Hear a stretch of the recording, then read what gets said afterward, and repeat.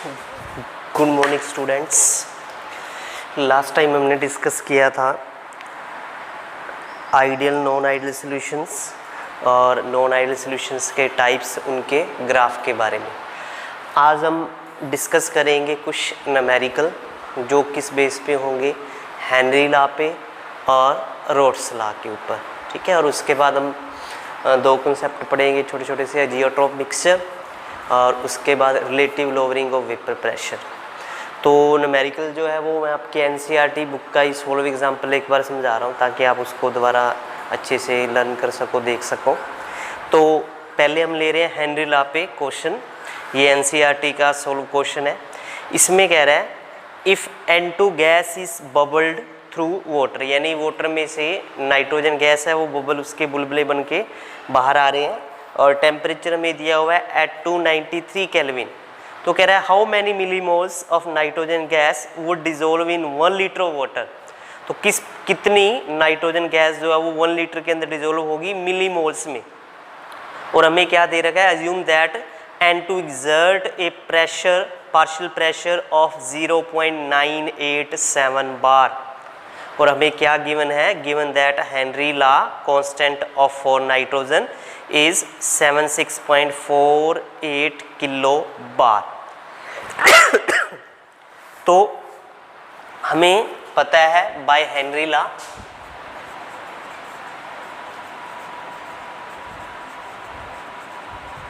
Henry law के according हमें पता है क्या, पार्शियल प्रेशर ऑफ नाइट्रोजन किसके इक्वल होगा, Henry constant into mole fraction.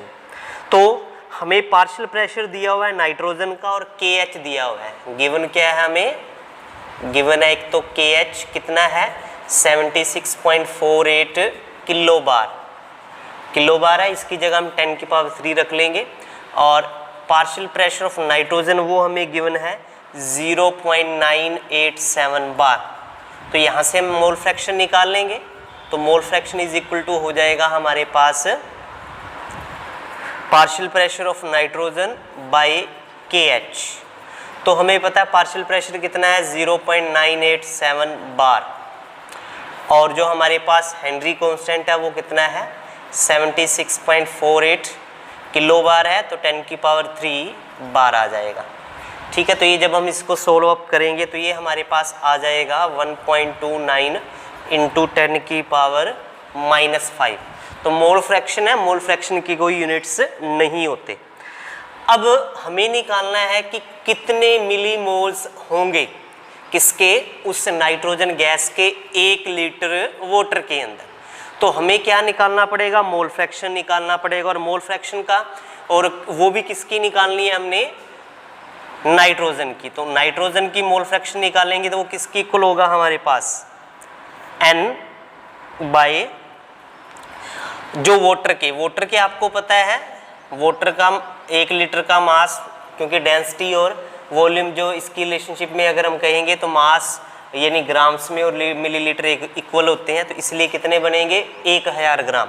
और मोलर मास कितना होता है वाटर का 18। तो इसलिए कितने बन जाएंगे इसके मोल 55.55। तो यहाँ पे हमारे पास आ जाएंगे वाटर के मोल। अब हमें पता है कि हमारा जो सोल्यूशन है वो क्या है, वेरी वेरी डाइल्यूट है, क्योंकि कितना दिया था अपने को मिलीमोल्स में। तो इसलिए क्या हो जाएगा, यहाँ से ये वाली टर्म्स क्या हो जाएगी, नेग्लेक्ट होते ही ऊपर क्या बच जाएगा हमारे पास N और नीचे क्या बच जाएगा हमारे पास 55.5। तो मोल फ्रैक्शन हमें दी हुई है, हमें किसके नंबर ऑफ मोल्स निकालने हैं, नाइट्रोजन के। तो किसके इक्वल हो जाएगा नाइट्रोजन के number of moles, mole fraction of nitrogen into 50.5 इसके इक्वल हो जाएंगे। तो जब हम इसको मल्टीप्लाई करेंगे 55.55 इंटू 1.29 इंटू 10 की पावर -5, तो कितना आ जाएगा ये हमारे पास अप्रोक्सीमेटली 0.716 मिलीमोल्स। तो इस तरह से हम क्या कर सकते हैं, हेनरी लॉ बेस पे न्यूमेरिकल कर सकते हैं। तो ज़्यादातर जो केसेस होगा वो वाटर का दिया होगा, तो वाटर के नंबर ऑफ मोल्स बनाने होंगे। तो आपको ध्यान रखना है वो कितने बनेंगे, 55.55 बनेंगे। तो इस तरह से और भी होंगे न्यूमेरिकल, वो आप सोल्व कर सकते हो, बहुत ईजी से हैं। फिर भी किसी को कोई डाउट हो तो पूछ सकते हैं। आगे हम बात करते हैं रोड्स लॉ के बेस पे एक दो न्यूमेरिकल। तो रोड्स लॉ में क्या है,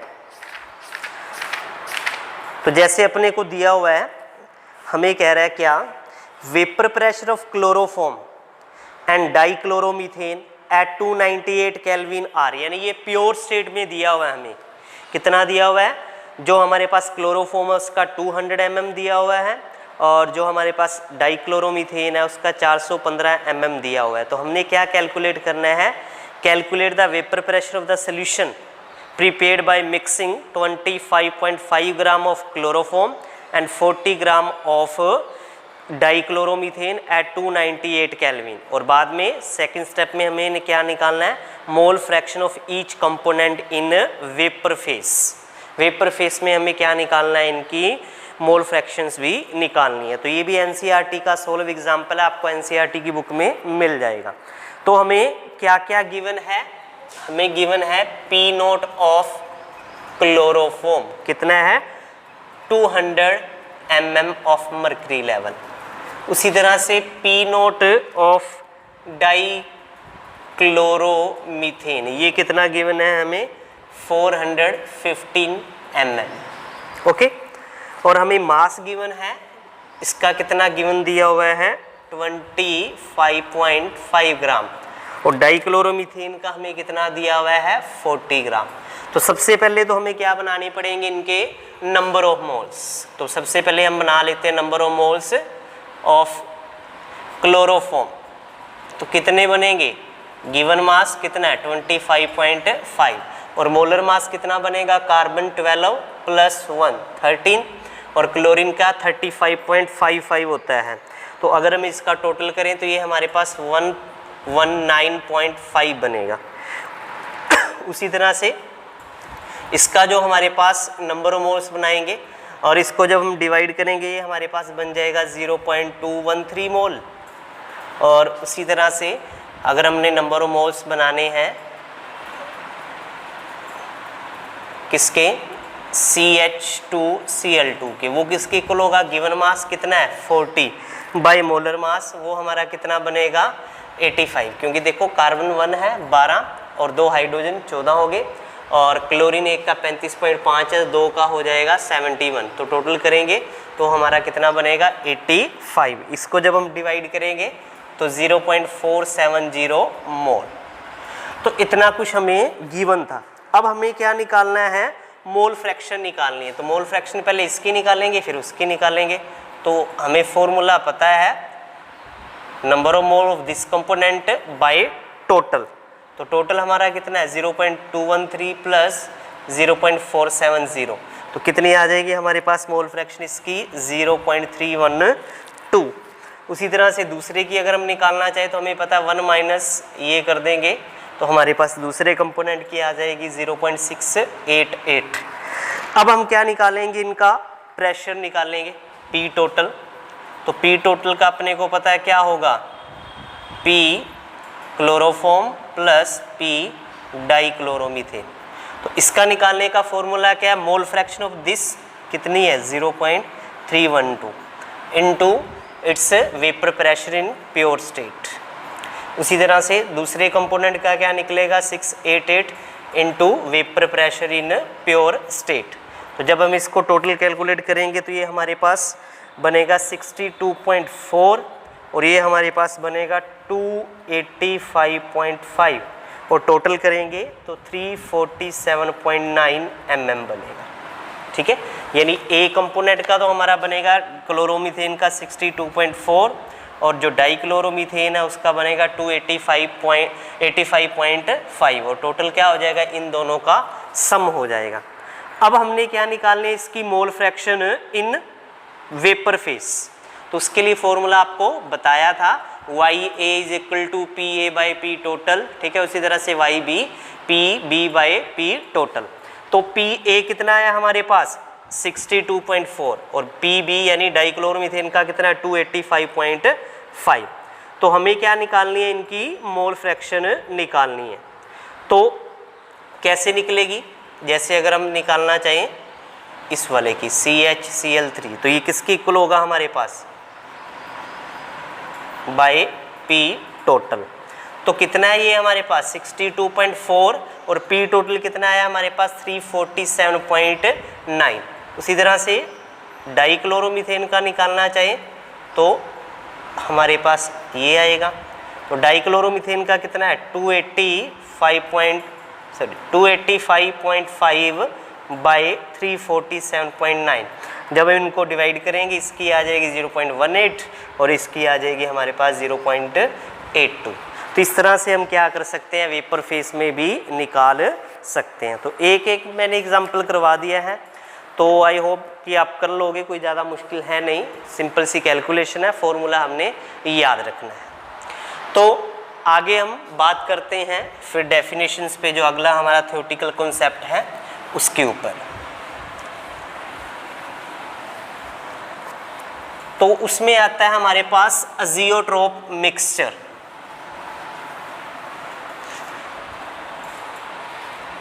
क्या है हमारे पास नेक्स्ट एजियोट्रोप्स मिक्सचर। इसकी डेफिनेशन पूछ लेते हैं बहुत बार, क्या चीज़ है जियोट्रोप मिक्सचर। तो कहता है वो वाले मिक्सचर, क्या है ये हमारे पास वो टाइप है मिक्सचर की जिसकी डेफिनेट कंपोजिशन होती है, यानी कंपोजिशन फिक्स होगी, डेफिनेट होगी। यानी जैसे वाटर है वो 80% है या HCl उसमें होगा वो 20 है, वो डेफिनेट होगा। और उनका बॉइलिंग जो पॉइंट है वो भी क्या होगा डेफिनेट होगा, यानी जैसे प्योर है बिल्कुल वैसे ही वो बॉयल करेंगे, ठीक है। उस डेफिनाइट कंपोजिशन के which boil like a pure liquid, उसी को हम क्या बोलते हैं अजियोट्रोप मिक्सचर। तो क्या लिखेंगे the type of liquid mixture which have definite composition, जिनकी कंपोजिशन क्या डेफिनाइट है, and boil like a pure liquid. और वो कैसे बॉयल करेंगे लाइक ए प्योर लिक्विड। उस मिक्सचर को हम क्या बोलते हैं अजियोट्रोप मिक्सचर। तो हमारे पास बहुत सारे एग्जाम्पल हैं, जैसे एक सिंपल सा आप एग्जाम्पल रख सकते हो याद, वाटर प्लस इथेनॉल। क्या है वाटर प्लस इथेनॉल, हमारे पास एक बढ़िया सा एग्जाम्पल है जो हमें बताएगा क्या कि अजियोट्रोप मिक्सचर क्या है। ओके, तो अजियोट्रोप मिक्सचर वैसे हम आगे डिस्कस करें तो ज़्यादा है नहीं, क्वेश्चन नहीं पूछा जाए। दो टाइप्स के होते हैं, एक मैक्सिमम बॉइलिंग अजियोट्रोप मिक्सचर और एक मिनिमम बॉइलिंग अजियोट्रोप मिक्सचर। यानी वो डिपेंड करता है कि हमारा जो सोल्यूशन है वो non ideal solution showing positive deviation है या नेगेटिव डेविएशन है, ठीक है। जिस केस में क्या होगा हमारे पास डेल्टा जो शो क्या करेगा पॉजिटिव डेविएशन। पॉजिटिव डेविएशन यानी वॉल्यूम बढ़ गया, हीट हमें क्या करनी पड़ी है देनी पड़ी है, तो क्या होगा वॉल्यूम बढ़ने से क्या होगा उनके अंदर फोर्स ऑफ इंटरेक्शन क्या हो जाएगी कम हो जाएगी, तो उनके वेपर क्या बनेंगे जल्दी बनेंगे, तो उनका बॉइलिंग पॉइंट क्या हो जाएगा कम। तो पॉजिटिव वाले क्या बनाएंगे मिनिमम बॉइलिंग अजियोट्रोप मिक्सचर, और जो नेगेटिव वाले हैं वो क्या बनाएंगे मैक्सिमम बॉइलिंग अजियोट्रोप मिक्सचर। तो इस तरह से ये दो टाइप्स हमारे पास हो जाती हैं। आगे हमारे पास आती है टर्म कोलिगेटिव प्रॉपर्टी, बहुत ही इंपॉर्टेंट है कोलिगेटिव प्रॉपर्टी। डेफिनेशन इसकी पूछते हैं किसी न किसी कोड में। कोलिगेटिव प्रॉपर्टी किसको बोलेंगे, वो वाली प्रॉपर्टी सॉल्यूशन की या सॉल्यूट की हम कहें जो किसके ऊपर डिपेंड करती है number of particle of solute, पर किस पे डिपेंड नहीं करती नेचर ऑफ द सॉल्यूट। उस प्रॉपर्टी को क्या बोला जाता है कोलिगेटिव प्रॉपर्टी। तो क्या लिखेंगे the property of the solution which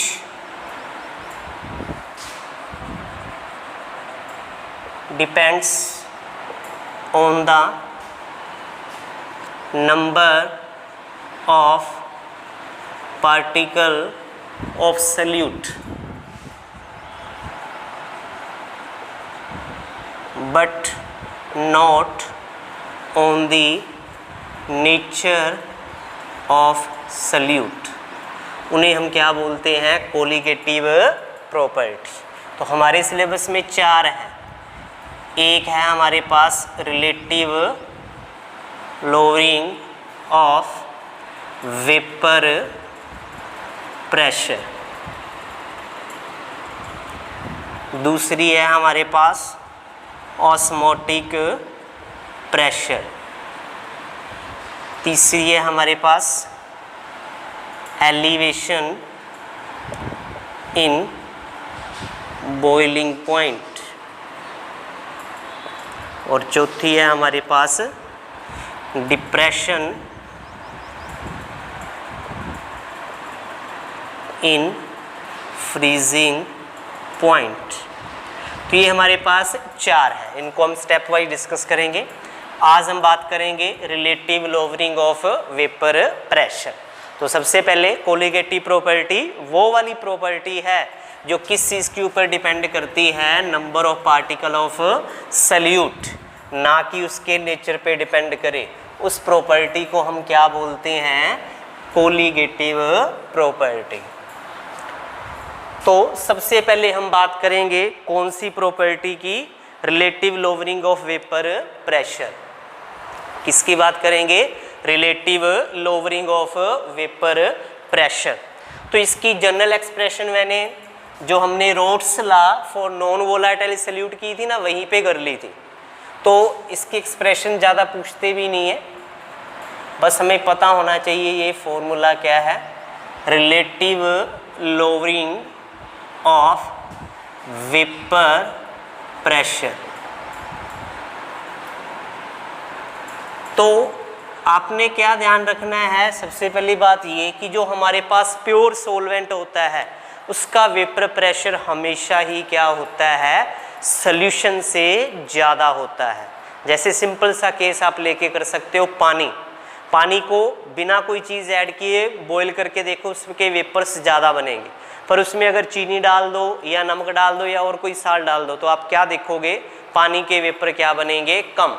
क्योंकि जब साल्ट, चीनी या कुछ भी डाल दिया, वो अब पानी नहीं रहा, वो अब क्या बन गया? हमारे पास सॉल्यूशन बन गया। तो सॉल्यूशन का वेपर प्रेशर हमेशा ही क्या होगा? प्योर सॉल्वेंट से कम होगा, पर बॉइलिंग पॉइंट उसका क्या होगा? ज़्यादा होगा। तो यही कॉन्सेप्ट है relative lowering of vapour pressure की। जो हमारे पास प्योर सॉल्वेंट होता है उसका वेपर प्रेशर सॉल्यूशन से ज़्यादा होता है, या हम कहें सॉल्यूशन का वेपर प्रेशर प्योर सॉल्वेंट से क्या होता है? कम होता है।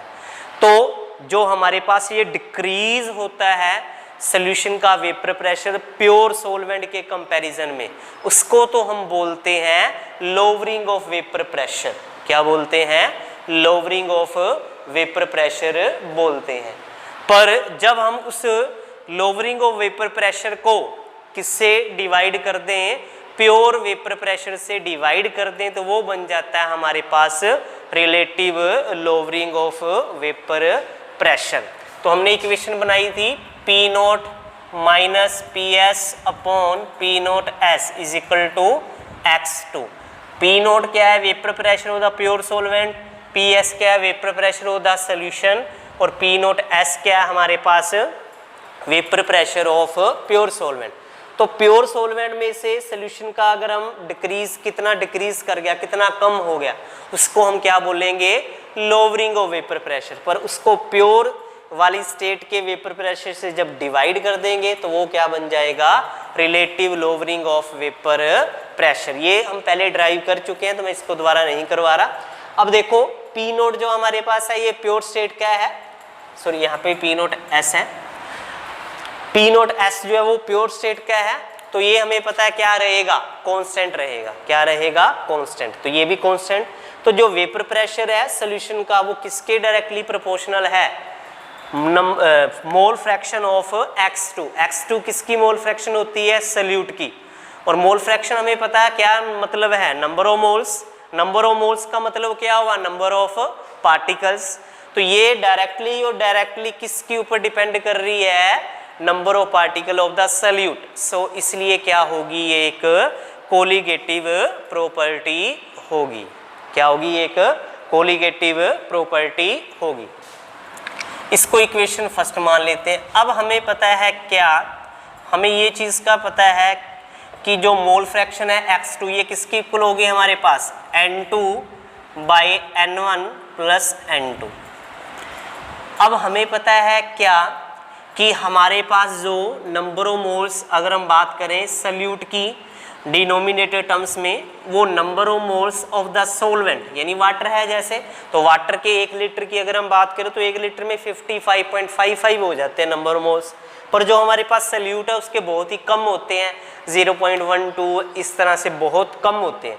तो डिनोमिनेटर टर्म्स में हम क्या कर सकते हैं, नंबर ऑफ मोल जो है हमारे पास of solute it can be neglected. हम क्या कर सकते हैं, इसको नेग्लेक्ट कर सकते हैं, कारण n1 is very very larger than n2।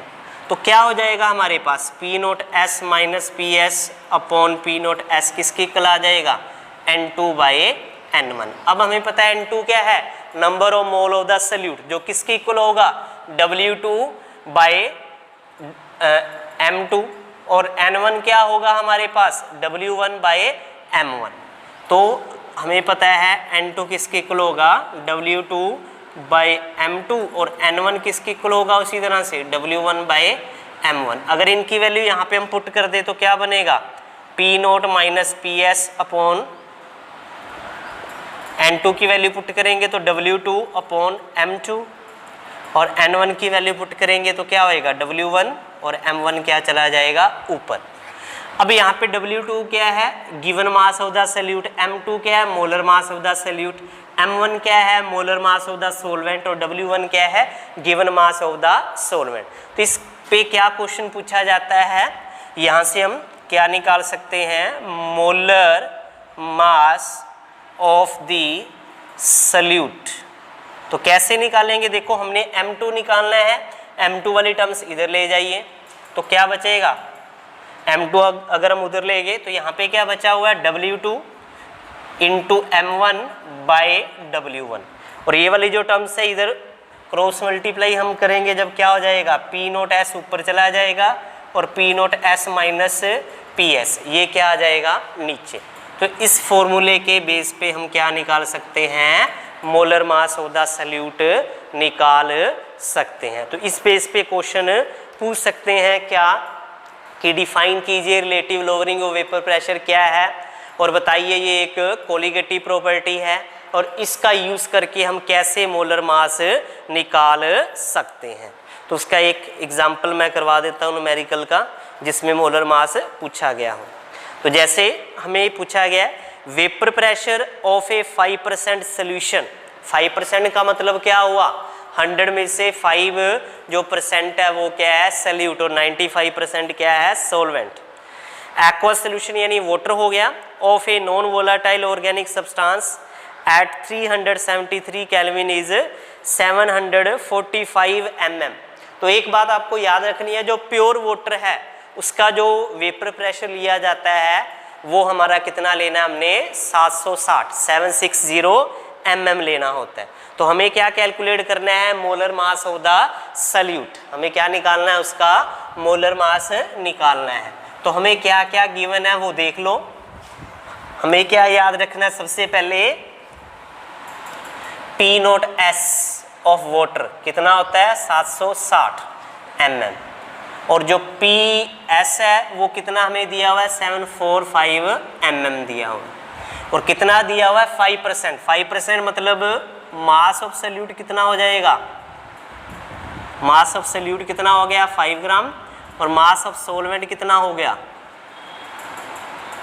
95 ग्राम। तो हमें क्या निकालना है, मोलर मास निकालना है। तो उसके अंदर वैल्यू पुट कर दीजिए आप, m2 किसकी इक्वल हो जाएगा, W2 कितना गिवन है, 5 इंटू m1 यानी molar mass of the solvent कितना है, 18, बाई में W1 given mass of the solvent कितना है, 95, और हमारे पास P नोट S कितना है 760 और नीचे जो हमारे पास 760 माइनस यानी ये करेंगे हम, तो जब इसको सोल्व करोगे आप 5 × 18/95 ऊपर कितना आ जाएगा 760, यहाँ पे हमारा कितना बचेगा 15। तो जब आप इसको कट करोगे, जैसे ही हमने कट कर लिया, ठीक है, इसको इससे कट कर लो 5 से, तो ये आप जब कट करोगे ये अप्रोक्सीमेटली हमारे पास 48 ग्राम पर मोल आ जाएगा। कितना आ जाएगा 48 ग्राम पर मोल आ जाएगा। तो इस तरह से हम मोलर मास का न्यूमेरिकल कर सकते हैं। जो न्यूमेरिकल आता है वो मोलर मास का जरूर आता है, वो चाहे रिलेटिव लोवरिंग वाले से आ जाए, चाहे ऑस्मोटिक प्रेशर से आ जाए, चाहे वो आ जाए आपका एलिवेशन इन बॉइलिंग पॉइंट, चाहे वो आ जाए डिप्रेशन इन फ्रीजिंग पॉइंट। तो आप इन डेफिनेशंस को पढ़िए, न्यूमेरिकल कीजिए, कोई भी प्रॉब्लम आती है वो डिस्कस कीजिए। आज के लिए इतना ही, कल हम डिस्कस करेंगे osmotic pressure. Have a nice day.